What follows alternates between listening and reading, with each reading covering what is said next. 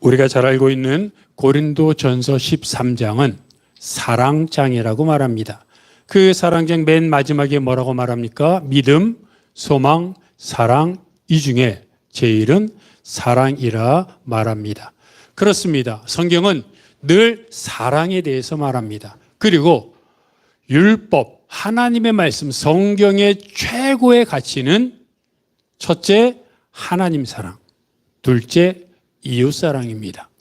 믿음, 소망, 사랑, 이 중에 제일은 사랑이라. 그리고 우리가 성경을 통해서 얻어야 할 것은 하나님을 사랑하고 이웃을 사랑하는 것이다 라고 말하고 있기 때문에, 그러면 우리가 해야 할 일은 무엇입니까? 사랑하는 것입니다. 그러면 사랑이 무엇입니까? 사랑은 추상적이죠. 이 추상적인 사랑이 뭘로 드러납니까? 내 걸 주는 겁니다. 말만 하는 것은 사랑이 아닙니다. 다른 누군가를 향하여 내 것을 아낌없이 퍼주면, 퍼줄수록, 많이 퍼줄수록, 아니 내 것을 다 줄수록 저 사람이 진짜 사랑하는구나 라고 사람들은 생각합니다. 내 것을 주는 것, 그것은 다른 것으로 말하면 나를 희생하는 겁니다. 손해보는 것입니다. 내가 죽고 다른 사람을 살리는 것입니다. 그런 것이 사랑이라고 본다면 성경에 기록된 사랑하는 사람들 중에 최고는 초대교회 성도들이 아닐까 생각합니다. 초대교회 성도들은 어떻게 사랑했습니까? 여러분, 내 것을 다른 사람들과 함께 사용했습니다. 내 물건을 잠시 동안 다른 사람들과 함께 쓸 수 있습니다. 하지만 계속해서 내 것을 쓸 수는 없습니다. 아깝기 때문입니다. 그런데 초대교회 성도들은 거기에 더하여 나에게 집과 그리고 밭이 있으면 그것을 팔아서 가난한 사람들에게 주었습니다. 내 친척에게, 내 가족에게 준 것이 아닙니다. 그냥 교회 성도라는 이유만으로 그 사람이 힘들면, 내가 집이 있고 내가 밭이 있으면 저 사람이 식사를 못하고 저 사람이 옷을 못 입고 저 사람이 헐벗는 게 안타까워서 그냥 내 집을 팔아, 내 밭을 팔아 아무런 이유도 없이 그 사람에게 줬습니다. 이게 가당키나 한 말입니까? 요즘 그렇게 사는 사람 있습니까? 불가능한 얘기입니다. 근데 초대교회 성도들이 그렇게 했습니다. 사랑의 아주 최고점입니다. 그래서 우리는 그렇게 말합니다. 초대교회 성도들처럼 살아갑시다. 그런데 이것은 하나만 알고 둘은 모르는 겁니다. 우리가 어떻게 초대교회 성도들처럼 살아갈 수 있겠습니까? 그러기 위해서는 초대교회 성도들이 어떻게 해서 그런 사랑을 할 수 있었는지를 봐야 되는 겁니다. 그들이 어떻게 자기 것을 아낌없이 남에게 주고 줄 수 있어서 행복한 삶을 살 수 있었을까요? 그들도 예수 믿기 전에는 똑같이 욕심 부리고 똑같이 빼앗고 똑같이 돈을 위해 사는 사람이었습니다. 똑같이 나를 위해 사는 사람이었습니다. 그런데 그들이 예수 믿고 나서 성경을 보니까 날마다 마음을 같이하여 모이기를 힘쓰고 교회 와서는 사도들로부터 말씀을 듣고 기도하고 하나님을 찬송하고 성도들과 함께 떡을 떼며 교제하는 삶을 늘 했더니 그들 가운데 하나님의 은혜가 임했고, 하나님의 은혜가 임하자 그들 가운데 욕심이 사라지고 사랑이 그들을 덮었던 것입니다. 그렇습니다.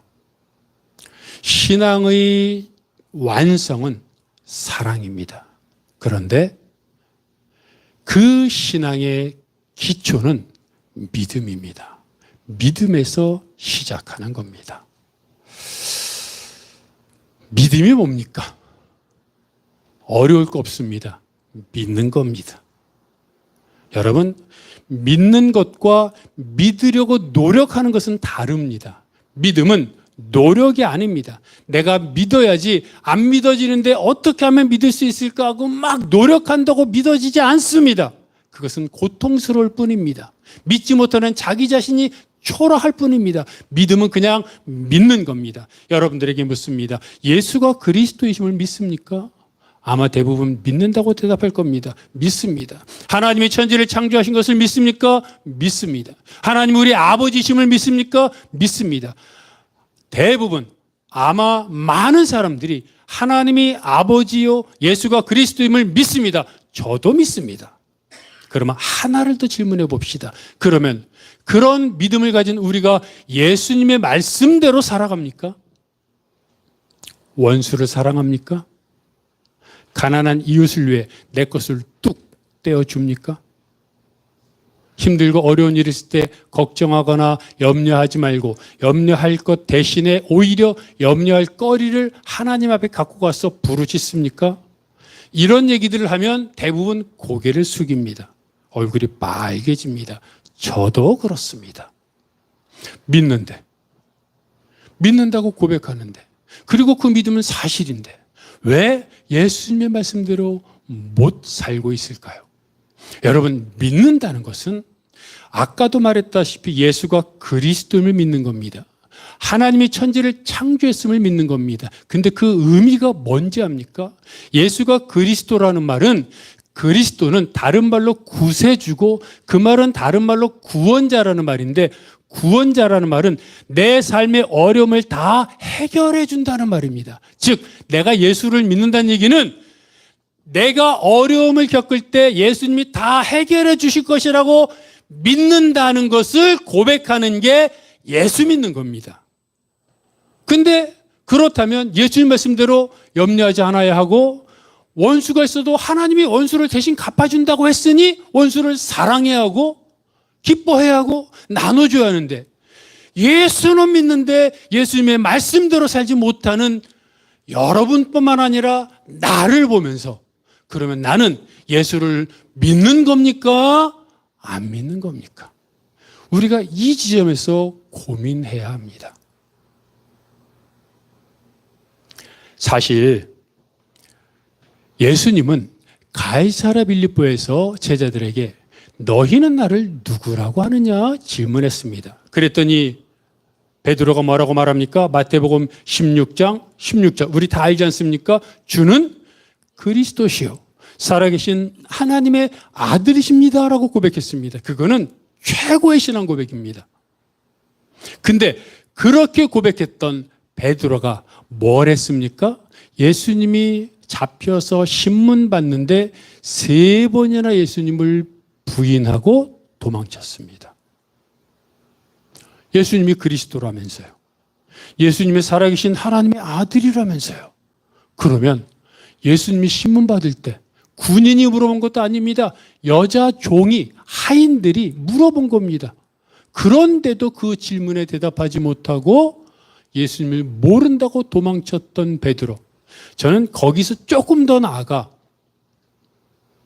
예수님을 부인한 게 부끄러워 창피하여 통곡하며 크게 울지 않았습니까?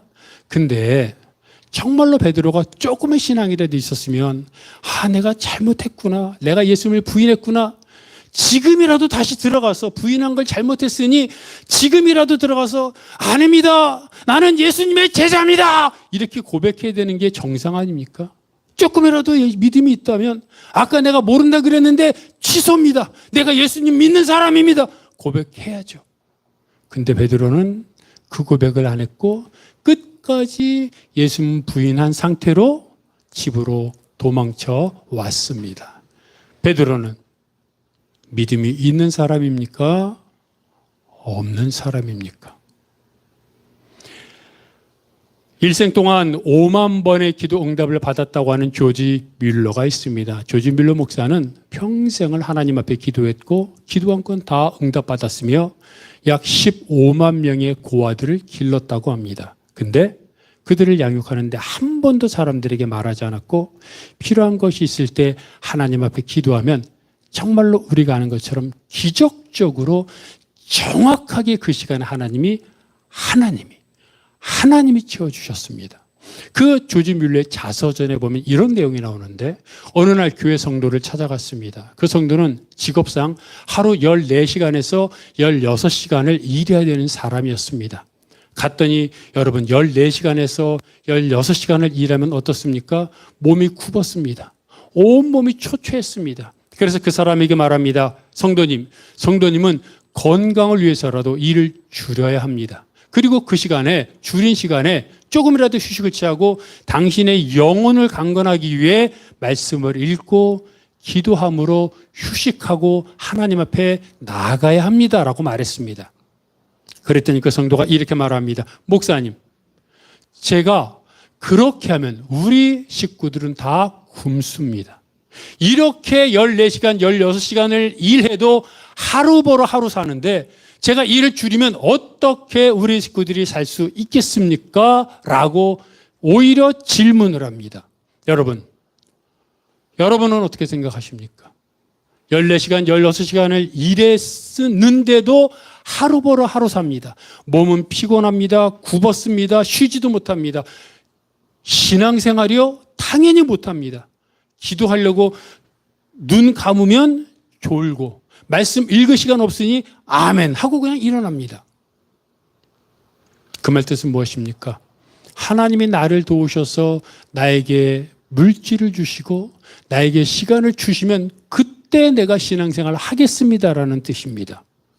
근데 여러분, 다 그렇게 생각하지 않습니까?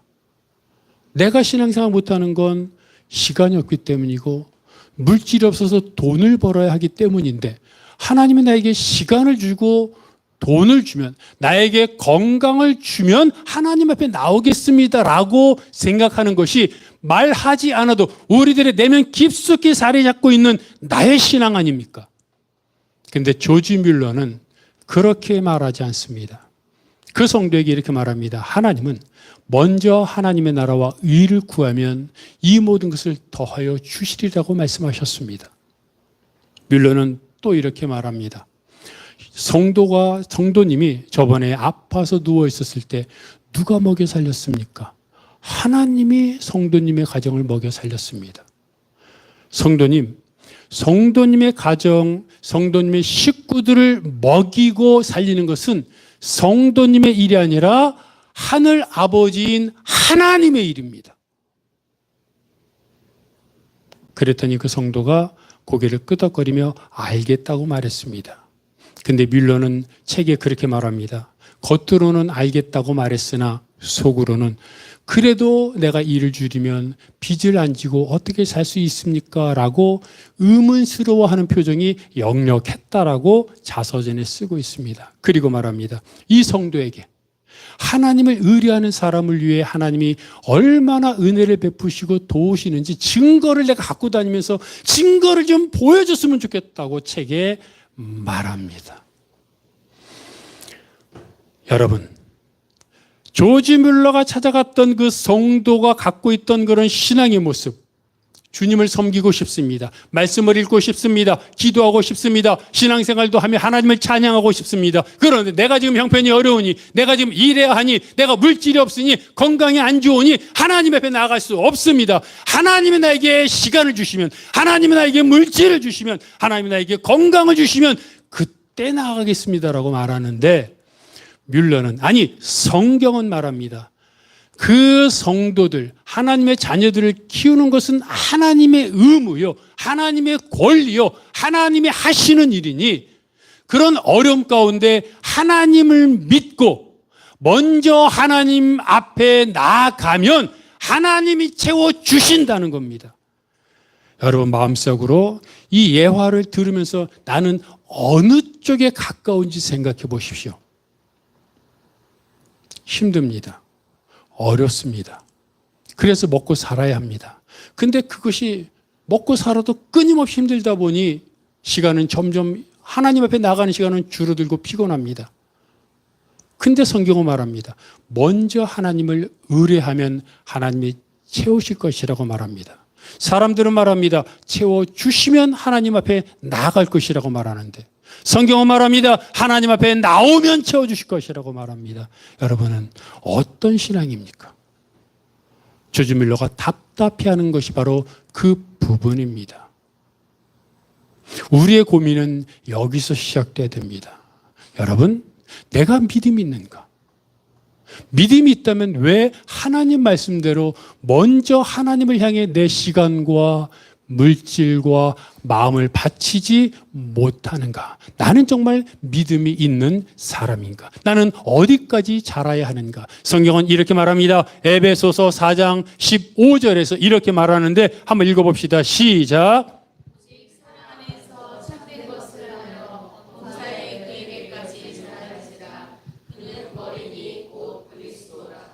그렇습니다. 성경은 그에게까지 자라라고 말합니다. 하나님에게까지, 예수 그리스도까지 자라라고 말합니다. 자라가는 것이 우리의 인생이라는 겁니다. 제자들도 그런 고민을 했던 것 같습니다. 제자들도, 심지어 예수님과 동행하던 제자들도 자기가 믿음 없는 걸 고민했습니다. 그래서 뭐라고 말합니까? 주여, 우리에게 믿음을 더하소서. 우리에게 믿음을 좀 더해 주십시오라고 말합니다. 여러분, 우리 고민하고 똑같지 않습니까? 주님, 나도 예수님 말씀처럼 살고 싶어요. 나도 능력도 행하고 기도하는 거 응답받고 나도 걱정 근심 안 하면서 정말 이웃 섬기면서 넉넉하게 살고 싶어요 라는 게 우리 마음 아닙니까? 그래서 제자들도 주님께 말합니다. 주여, 우리에게 믿음을 더하소서. 그랬더니 예수님이 그들에게 너희가 만약에 겨자씨 한 알만큼의 믿음만 있어도 이 산더러 옮겨서 바다에 빠져라 해도 빠질 것이라고 말합니다. 겨자씨가 얼마나입니까? 세상에서 가장 작은 씨가 겨자씨라고 말합니다. 없는 것과 마찬가지입니다. 근데 산은 어떻습니까? 산은 10년, 100년이 지나도 그대로 있는 게 산입니다. 없는 것 같은 겨자씨 하나의 믿음이 100년이 지나도 사라지지 않을 그 산을 없애버린다는 겁니다. 믿음이 얼마나 강력한지 예수님이 말하고 있습니다. 여러분, 그렇다면 우리가 이런 믿음의 사람이 되고 싶지 않습니까? 중요한 것은 되고 싶고 부럽기도 하고 가끔 생각하면 야, 나도 이런 성경의 사람들처럼 살고 싶다고 생각할지 모르지만 어떻게 해야 그런 믿음이 나에게 들어오느냐 하는 겁니다. 예수님이 길을 걸어가시는데 사람들이 많이 옆을 따라가며 몰려들었습니다. 그때 앞을 보지 못하던 두 사람이 예수님이 지나간다는 소리를 듣고 외칩니다. 다윗의 자손이여, 우리를 불쌍히 여기소서. 그때 옆을 지나가던 사람들이 조용히 해, 조용히 안 해 하면서 나무라고 그리고 막 짜증내고 시끄럽다고 소리칩니다. 그러면 여러분 조용해야죠. 다른 사람 생각해야죠. 안 그렇습니까? 또 소경 아닙니까? 앞을 못 보는 게 부끄럽지 않습니까? 남들이 보면 쳐다보면 앞을 못 보는 사람 아니야? 막 부끄러울 거 아닙니까? 그러니까 저 같으면 조용할 것 같아요. 근데 이 사람들은 조용히 하라 그러니까 다윗 죽어라 외칩니다. 왜요? 안 부끄러워요? 목 안 아파요? 왜요? 예수만 만나면 앞을 볼 수 있다는 믿음이 있었기 때문이에요. 그 믿음이 있으니까 아니 옆에서 조용히 하라는 게 무슨 소리가 들립니까? 예수만 만나면 내가 앞을 볼 수 있는데 그 믿음.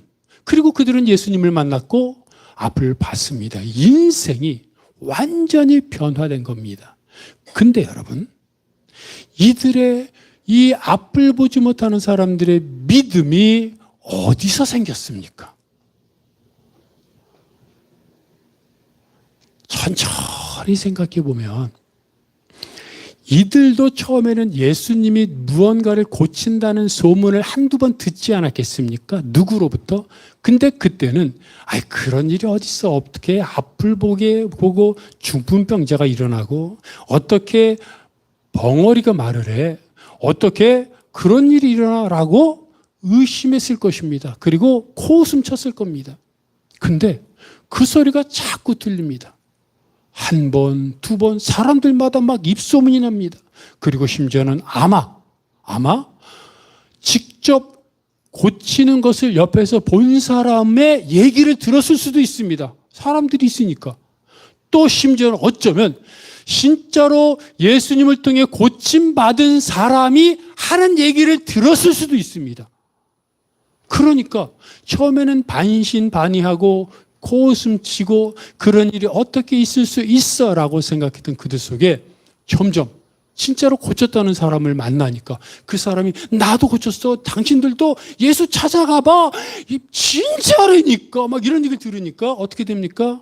자기도 모르게 진짜 낫겠구나. 고침 받겠구나. 라는 생각이 든 겁니다. 그리고 그 안에 믿음이 생긴 겁니다. 그들이 공부했습니까?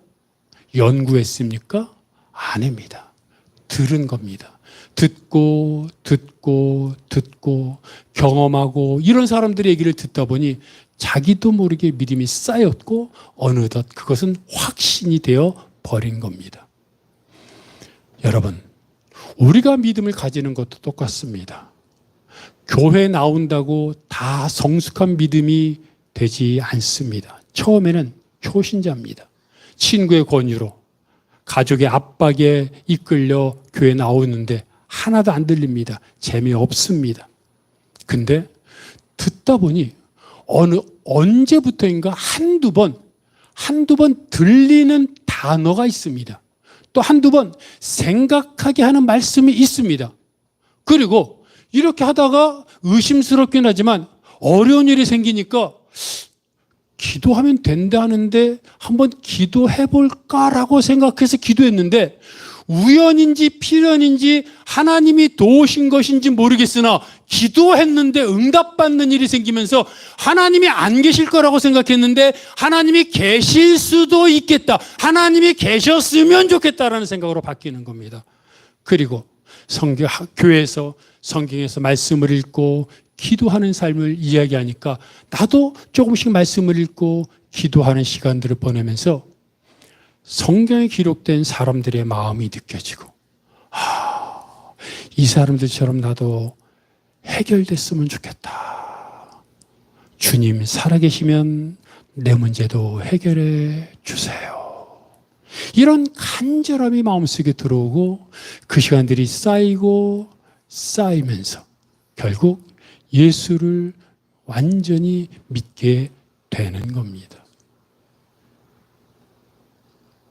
그 과정 속에 어떤 사람은 아직도 예수님이 없다고 믿고 어떤 사람은 예수님이 있을 수도 있다고 생각하고 어떤 사람은 예수님이 있었으면 좋겠다고 생각하고 어떤 사람은 예수님은 확실히 있어라고 생각하는데 여러분은 이 중에 어떤 단계에 해당됩니까? 예수님은 어떤 신앙이었습니까? 예수님은 나사로를 살리러 가면서 뭐라고 말합니까? 내가 나사로를 깨우러 간다고 말했습니다. 그 말하면서 혹시 나사로가 안 일어나면 어떻게 하지? 그런 걱정했겠습니까? 베드로가 솔로몬 성전 앞에서 안진뱅이를 향하여 예수 이름으로 명하노니 일어나라 말하면서 순간적으로 일어나! 안 일어나면 어떻게 하지? 이런 고민했겠습니까? 아닙니다. 그들은 알았습니다. 그들은 하나님의 마음을 알았고 하나님의 능력을 체험했고 믿음으로 고백하면 그들의 즉시 낫는다는 것을 알았기 때문에 그저 그들의 믿음은 완성된 믿음이요 완성을 향해 달려가는 믿음이었습니다. 여러분, 그런 믿음의 소유자들처럼 우리도 그렇게 살아야 하지 않겠습니까? 예수님이 변화산에 있다가 내려왔습니다. 그랬더니 많은 사람들이 웅성거리고 있었는데 어떤 사람이 예수님에게 달려옵니다. 선생님이요, 우리 아들 좀 고쳐주십시오. 우리 아들이 귀신 들려 죽어가는데 당신의 제자들에게 고쳐달라고 왔더니 못 고쳤습니다. 예수님이 와가지고 그 아이를 고쳐주었습니다. 여러분, 진짜 이야기는 여기서부터입니다. 사람들이 다 돌아갔습니다. 이때 제자들이 성경에 보면요, 조용히 다가와 묻습니다. 자기들도 창피했던 겁니다. 그리고 묻습니다. 주님, 우리는 왜 못 고쳤습니까? 우리는 왜 못 고쳤습니까? 근데 여러분, 우리는 이 질문을 그냥 무심코 넘어가는데 원래 이렇게 질문하면 안 되는 거잖아요.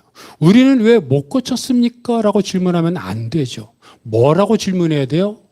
우리도 어떻게 하면 예수님처럼 고칠 수 있습니까? 이렇게 질문해야죠. 내가 누군가를 위해서 기도했어요. 근데 그 사람이 안 나왔어요. 그러면 주님, 내가 왜 못 고쳤습니까? 라고 기도합니까? 주님, 저도 어떻게 하면 예수님처럼 고칠 수 있습니까? 라고 기도하지 않습니까? 근데 제자들은 내가 왜 못 고쳤죠? 이 말은 뭐예요? 당연히 고치는 거예요. 자기들은 당연히 고칠 수 있다고 생각했어요. 근데 병이 안 나으니까 이상했던 거예요. 왜 못 고쳤지? 얼마나 대단한 믿음입니까? 얼마나 대단한 능력입니까? 당연히 고칠 수 있다고 생각하는 이 믿음. 근데 이들이 그렇게 물었는데 예수님이 뭐라고 말합니까? 왜 못 고쳤지요? 라고 말했더니 마태복음에는 이렇게 기록되어 있습니다. 너희 믿음이 작아서 그렇다. 똑같은 내용을 마가복음에서는 이렇게 말합니다. 기도 외에는 이런 능력이 나타나지 않는다. 근데 여러분, 이게 결국에는 같은 말이에요. 이상하잖아요.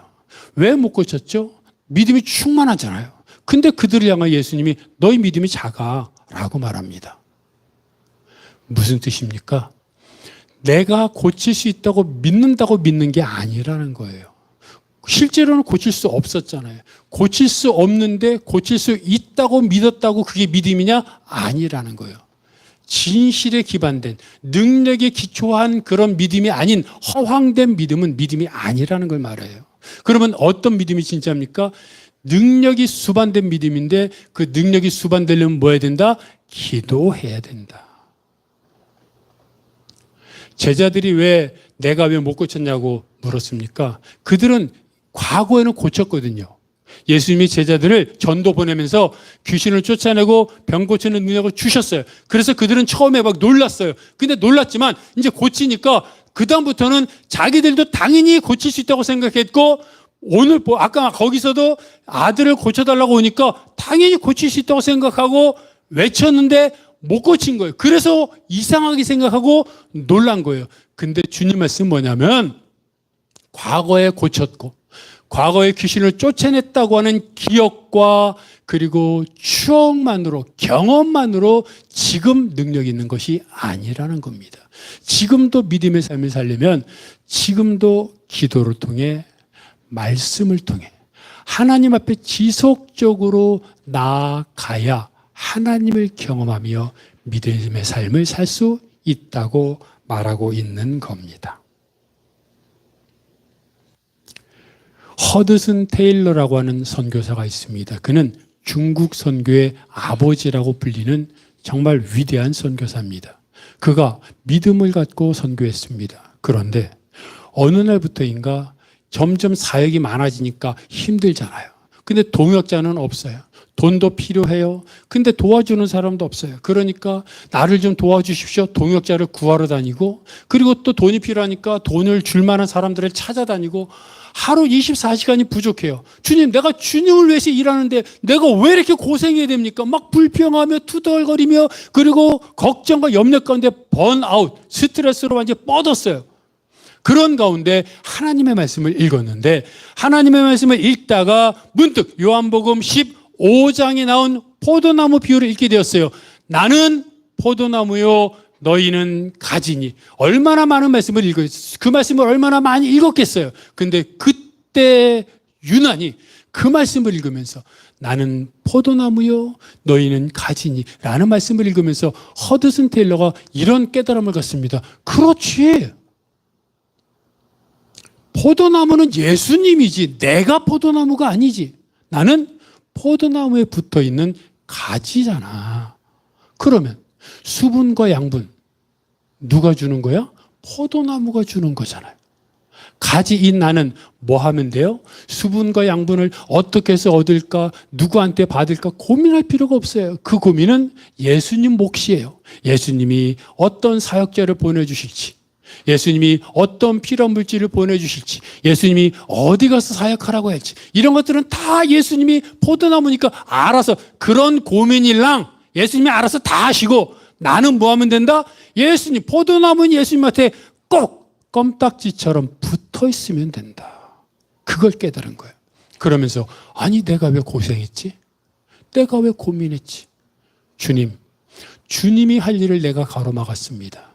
이제는 주님만 바라보겠습니다 라고 다 내려놓았습니다. 사람들 찾아다니고 그리고 물질을 구하기 이 사람 저 사람 연락하고 했던 걸 다 끊었습니다. 그리고 주님 앞에 나아가 말씀을 읽고 기도했습니다. 근데 이상하죠.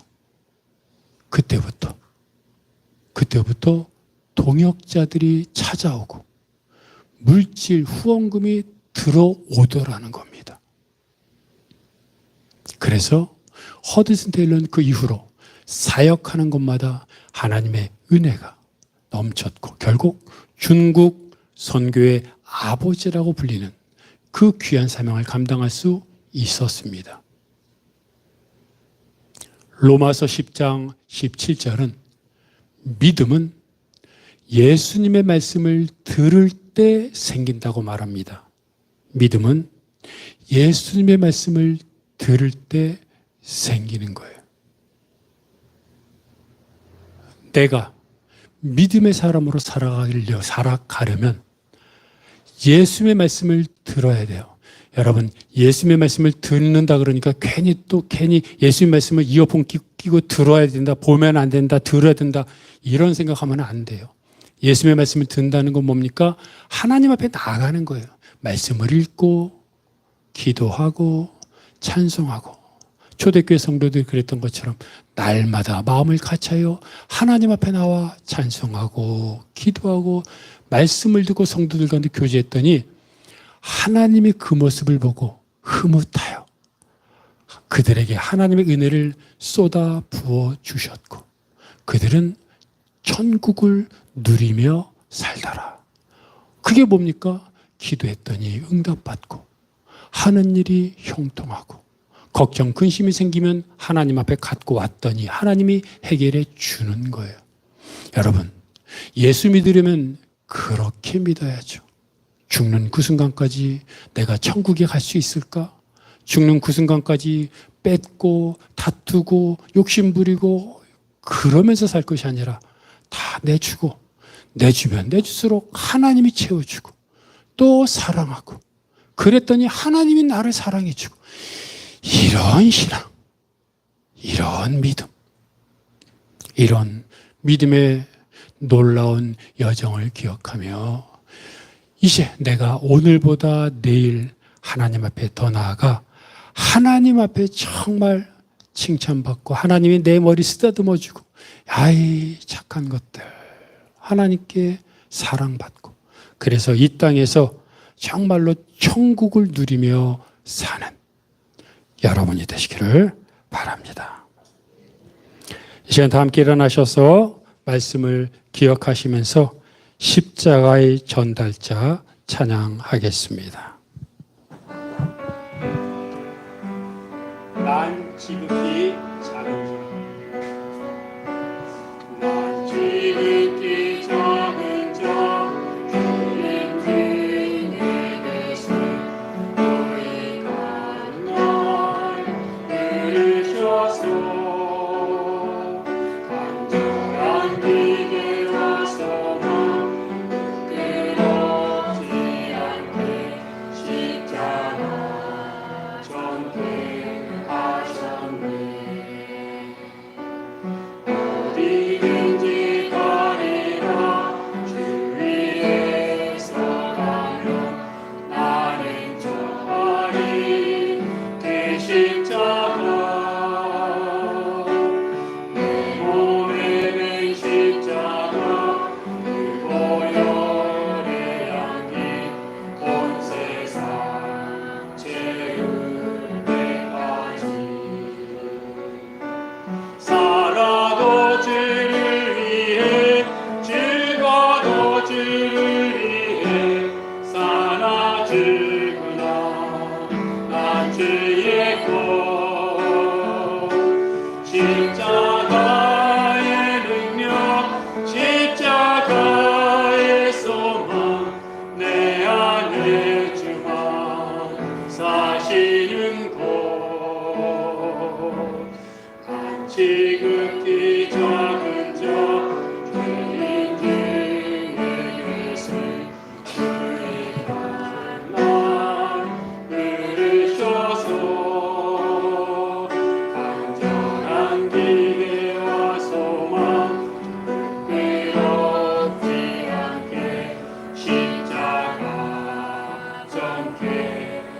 살아도 주를 위해, 살아도 주를 위해, 죽어도 주를 위해, 사나 죽으나 난 주의 것. 십자가의 능력, 십자가의 소망, 내 안에 주만 사시는 곳. 한치 흙이 작은 자 주인 주의 예수, 이 강난 들으셔서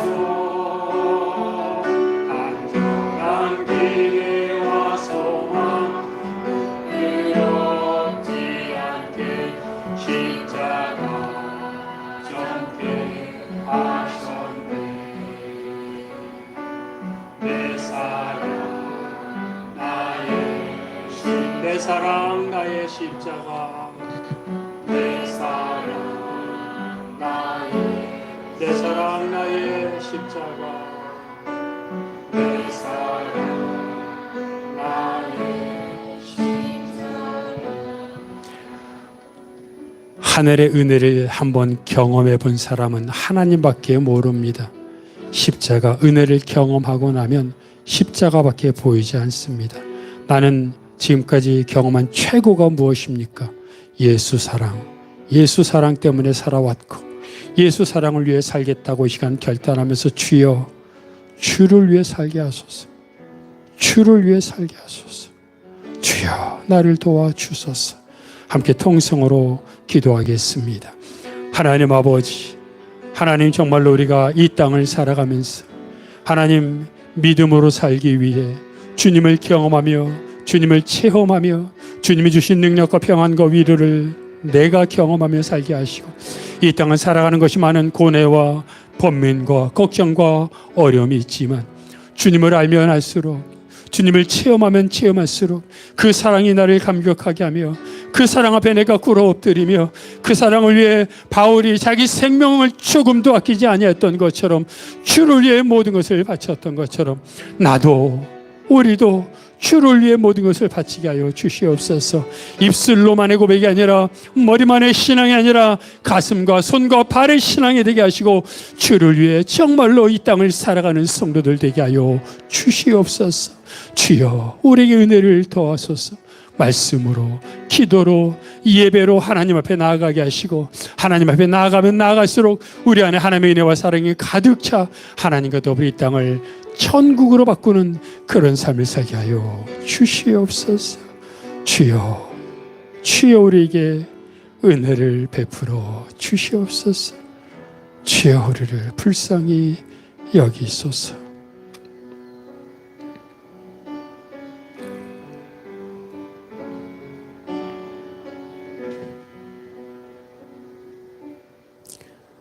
하나님 우리를 하나님의 아들, 딸로 삼아주시니 감사합니다. 그런데 하나님의 아들, 딸이 된 건 은혜인데 하나님의 아들, 딸이 갖는 권세가 무엇인지 모르고 살고 있는 우리들을 용서해 주시고 하나님이 주신 권세를 알지 못하고 이 땅에서 버벅거리며 살고 있는 힘겹게 살고 있는 우리의 불신앙을 용서해 주시고 이 땅에서 하나님의 아들과 딸로 권세를 누리며 당당하게 담대하게 평안하게 기쁨으로 살 수 있도록 은혜를 믿음을 더하여 주시옵소서. 이 모든 것 예수 그리스도 이름으로 기도하오며 이제는 우리 주 예수 그리스도의 은혜와 아버지 하나님의 사랑하심과 성령님의 교통하심이 믿음을 더한 믿음을 갖고 하나님과 동행하며 하나님을 알고 경험하는 능력의 삶을 살겠다고 다짐하는 모든 성도들 머리 위에 그들의 가정과 사역과 기도 제목 위에 이 교회 이 민족 온 세계 복음화 위에 영원토록 함께 하옵시기를 간절히 축원하옵나이다. 아멘.